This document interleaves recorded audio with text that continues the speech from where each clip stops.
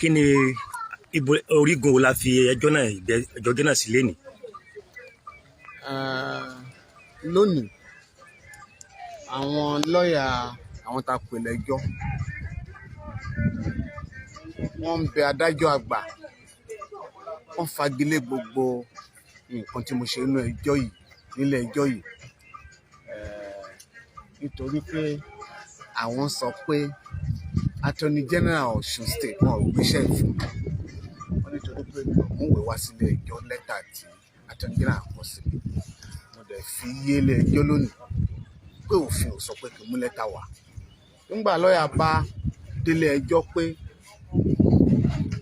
òun ní ẹ̀tọ́ òun ní àṣẹ látọ̀dọ̀ Attorney General kò sẹ́ni tó lè bì nǹkan tá a sọ fúnlẹ̀ ẹjọ́ ni adájọ́ ní àwọn máa sọ tẹnu wọn lórí ọ̀rọ̀ táwọn ará gbígbé wá sílé ẹjọ́ nígbà tí àwọn bá fẹ́ dájọ́ yìí nígbà tá a ṣe yẹn tán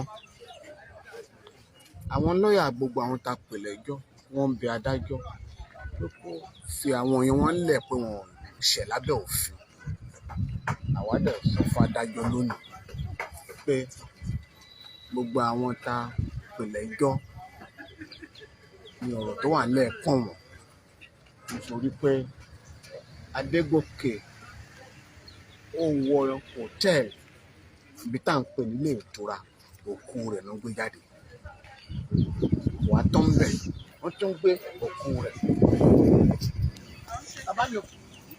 Àwọn ọmọ ẹbí ìlànà. Now this is a rubbish area they are building. Please, back up on this. Àwọn ẹbí ìlànà. Incidentally, they are naming it after me. Oh, wonderful. Then I must contribute.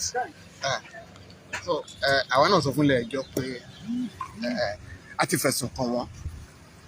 A dẹ̀ ti rojọ́ kàn wọ́n. Nítorí náà, adájọ́ kan dájọ́ bí òfin ti ń fẹ́.